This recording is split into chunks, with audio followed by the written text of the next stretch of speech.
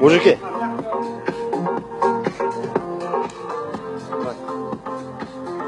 Кімге жібереміз? Қашекелерге. Дос болар ма? Не деп айтайын? Брат, айтшы, интервью берші. Сен былай түсірсеші ар Не, вот жағынан. так. Ар жағынан түсірсен. Былай айналдырып түсірсеші. Не, уже все уже. Қабырғадан қар жауса Қазақстан Республикасының сардарлары мен сарбарлары төтеп бере ала ма?